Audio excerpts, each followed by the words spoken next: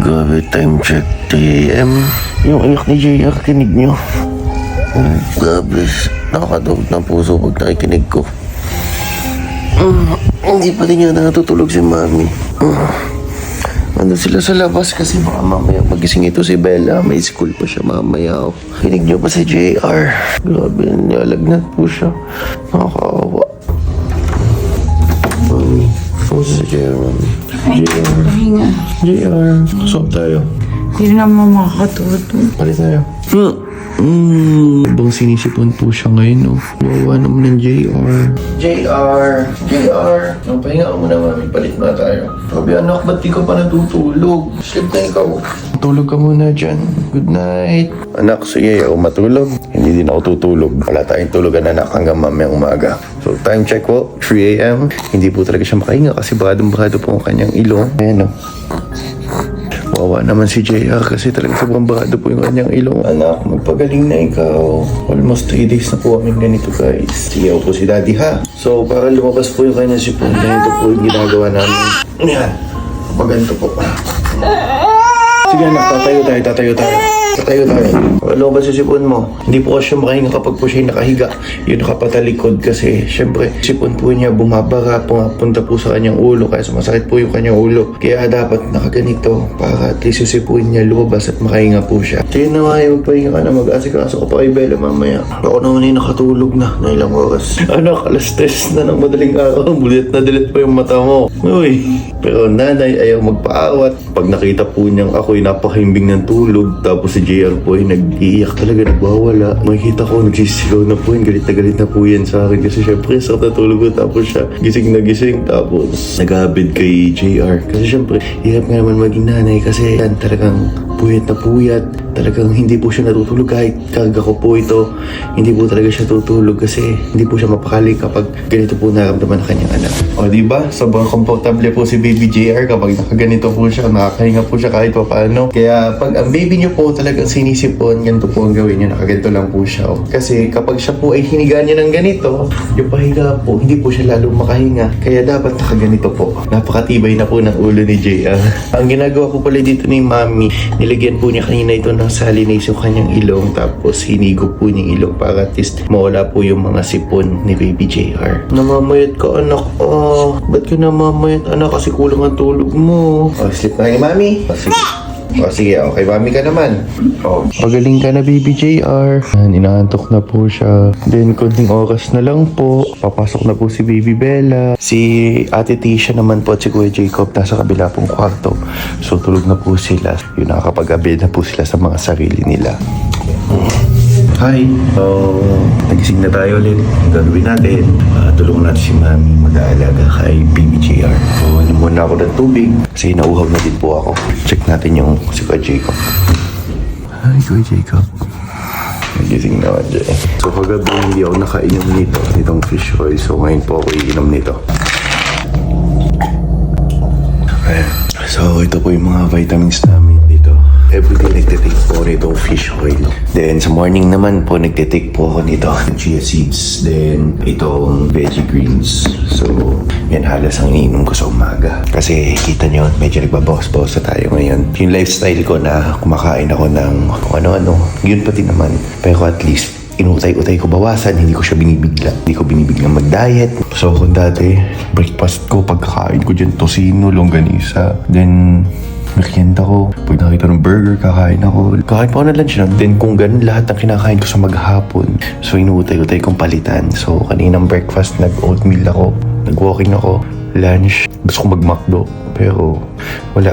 Kumain ako ng chicken breast. Then merienda ako, nagputas ako. Tapos pagdating ng gabi, yun. Biglang crush. McDo. Kain ako ng burger. Nagkain ako ng fries. Okay lang yun. Ilang araw pa lang naman. Tinitiis ko naman to. Pero inutay-utay ko makabalik hanggang sa mawala na. Pero at least nga, buti nga nakakabalik na ako sa gym. Kanina, day 3. Sakit ng katawan. Pero subasakit din na pa ako. Ang ginagawa ko sa gym, hindi ko siya tinutuon ng sit-ups ko lang, abs, ganon. Inutay-utay ko. Then lahat ng buhat ko is yung mga nakaupo. Tapos pagdating naman sa pagkain, kung dati kinakain ko lahat, then hindi ako nag-exercise. Ngayon naman, good news. Kasi habang binabawasan ko yung food intake ko, pinapalitan ko na ng healthy food. Pero at least dagdag na sa atin yung workout ulit. Nakabalik na ulit tayo. Nakakatuwa kasi si Baby JR po ay tulog na. Thank you, Mami. Napaka-the best talaga ng mga nanay sa buong mundo na ganito na ang inuuna palagi mga anak, hindi inuuna ang sarili, barkada, hindi inuuna ang mimik. So, minsan, sa buong pagsasama namin ni Mrs., hindi po siya gumimik ng kahit anong gimmick sa mga bar, nang siya lang, gano'n. Yung napaka-hands-on niya po sa mga bata. Ganyan po siya. Kaya, kung talagang minsan sobrang dragon siya, sobrang niya ako hawain, hindi ko din naman siya masisi kung bakit siya gano'n. Kita niyo ba kung gaano kahirap maging nanay, yung pag-aalaga pa lang ng bata, yung sobra ka napupuyat, wala ka ng tulog halos. Meron man kaming kasambahay na tumutulong sa mga anak namin. Pag naman iniwan ni Mami doon, hindi din naman siya mapakali, hindi din siya makatulog. Wala din, di ba? Hindi din siya makapagpahinga. So, yan, nakatulog na po si Baby JR. At si Baby Bella nagigising po. Ngayon, tutulog naman ulit tayo. So, ito guys, papahinga na po tayo. Kanina si Bella, no, na naginip. Nagising siya kanina. Tapos nagiiyak siya. May bad dream daw siya. Sabi niya kanina, siya daw ay kinakain ng lizard. Tapos nagiging ugly na daw siya. Tapos, nung makita ko daw siya, natakot daw ako sa kanya. Scary daw siya. Kasi kinakain na siya ng lizard. Kawawa na. Ayaw na matulog kanina ulit. Kasi sabi ko sa kanya, kasi pag nagpa-pray tayo, naglalaro siya, hindi siya nagpo-focus. Kaya sabi ko, next time kailangan nagpa-pray din siya ng mabuti. Tapos kanina pala nagkaroon kami ng open forum din ng mga bata. Kasi gusto ko kumusta ko din. Reflection time during prayer. Nagko kay Jacob, ano yung kinakalungkot niya sa family natin. Pag daw lagi kang wala, nasa Bellaville. Sabi ni Jacob. Namimiss ka niya. Sa araw-araw pag dumarating siya, Mami, nasa na si Daddy? Wala, nasa Bellaville. O nag-aasikaso ng restaurant. Tapos malungkot siya kasi sanay siya dati na lagi mo siyang kasama. So Friday, kasama ko si Jacob sa lahat ng lakad ko. Saturday and Sunday. So, si Daddy kasi ngayon, lagi siya ngayon nag-aasikaso kasi dalawa-dalawa yung negosyo niya na inaasikaso. Malapit na mag-open pareho, nagsabay. So, lagi siyang wala, lagi silang wala. Magkasama sila ni Tito Reyes. Kasi yan, minsan magigising kami. Nandiyan na si Daddy. Doon siya natutulog sa taas sa kama kasi hindi naman kami kasya dito. Mapipirat niya lang yung mga bata. Si Jacob at saka si Tisha dito natutulog pag weekend. So, ang nilulok forward lagi ni Jacob tuwing weekends, yung binibitbit siya ni Daddy sa lahat ng lakad niya. Masaya ako kasi Daddy Luther niya ay kanyang barkada. Kahit puro sila kalokohan. Pati pananalita ni Daddy nakuha na ni Jacob. Minsan na pagsabihan ko nga, sabi ko, anak, yung biroan ni Daddy at saka ni Tito Reyes, matatanda na sila. Sabi ko, hindi porket sila nagbibiroan ng ganun. Dapat may boundaries ka pa rin kasi bata ka. Di mangangalay ka ng ganyan, umayos ka na ng higa. Ayos na ng higa, mangangalay ka ng ganyan. May nabasa akong comment minsan sa vlog namin ni Daddy. May nagsabi na, bawas mo yung topak mo. Napakabait na ng asawa ko. Ako naman, hindi naman ako kagaya niyan. Kasi maghapon, busy, madaming ginagawa si Daddy. Lagi siyang wala. Tapos, muuwi siya gabi na. Siyempre, hindi naman niya nakikita yung mga nangyayari dito sa bahay. So, pag uwi niya, siyempre, pagod na siya sa lahat ng ginagawa niya sa labas. Pag uwi niya, tutulog na siya. Ako naman, all day nandito lang. Tapos, minsan, di ko naman naiintindihan na kung anong ginagawa niya. Pag makikita ko tulog na tulog siya, papahinga na siya. Sa ako, syempre, nagpapadede ako. Exclusively breastfed si Baby JR.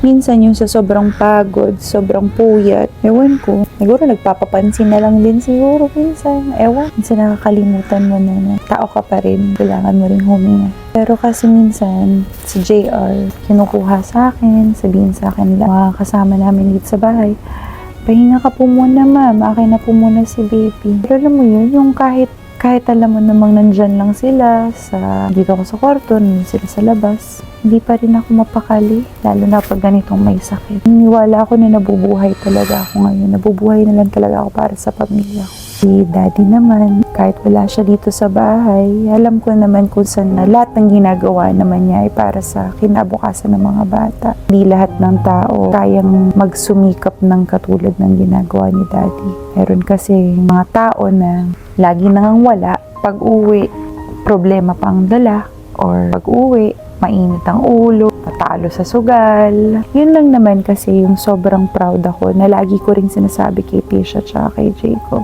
Alam niyo mga anak, isang bagay kay Daddy Luther. Alam ko na pag-uwi niya, ako pa rin lagi. Si Daddy pag umuwi pati siya, alam mo yun yung nakangiti siya sa akin. Yung confident siya na uuwi siya dito na ang mga inasikaso niya sa maghapon ay para sa kinabukasan ng mga anak namin. Tapos lahat ng ginawa niya, yung alam mo uuwi siya dito na all smiles kasi very fulfilling yung naging araw niya. Tsaka sa relationship namin ni Daddy, alam mo yung hindi ka takot. Sobrang hirap kaya nang may karelasyon kang tao na takot ka. Takot ka magkamali, takot ka magsalita. Umabot ako sa ganitong edad. I am myself when I am with Daddy Luther. Nasasabi ko mga sinasa loob ko. Nasasabi ko lahat ng dinadala ng puso. Ang lakas ng halak ni JR. Hindi ko siya mailapag. Pag nilalapag ko kasi siya, alam mo yung takot nating mga nanay na baka mamaya hindi na humihinga. Kaya mas pinipili kong hindi matulog eh. Kasi para sigurado ako na humihinga pa rin ang baby ko. Anyway, puntahan natin si ate at si kuya. Try ko lang ilapag si baby. Okay, so gigisingin natin si ate at si kuya. Actually, si ate muna. Ate, gising na anak, gising na. So si Jacob, mamaya pa, gigisingin ni ate after ni ate maligo. Wake up na. I will make your snacks na for school. Ayan, swimming pa. Tapos na ba tong assignment mong to, ate? Tapos na to? Si ate Tisha ay kasali nga pala sa science quiz, math quiz, at saka sa speech. So, good luck, ate. Bangon na, ate. Maligo na, anak. Magagawa na tayo ng mga snacks nila. So, ito yung Salinay. So, ito ay lang. Hindi to pwede mayat maya. Ang ginagawa ko ay 3 to 4 times a day lang ito. So, pinapatak ko siya. Tapos ito, hinihigop yung nose ni baby nitong panghigop na to. Sobra siyang magwala kapag ginagawa ko to. Tapos ito, water lang. Tapos ang ginagawa ko, inaano ko sa shower, hot shower para may steam, para labas na labas yung sipon niya. Kasi sa edad ni JR, hindi pa talaga dapat naggagamot. Okay, so ito magja-jogging sana ako. So nagigising po si Baby JR.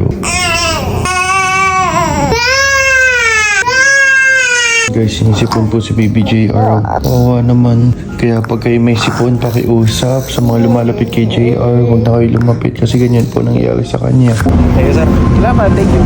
So, andito na ako ngayon guys sa diversion. Pumunta po ang villa. namin kayo. Anong gawin?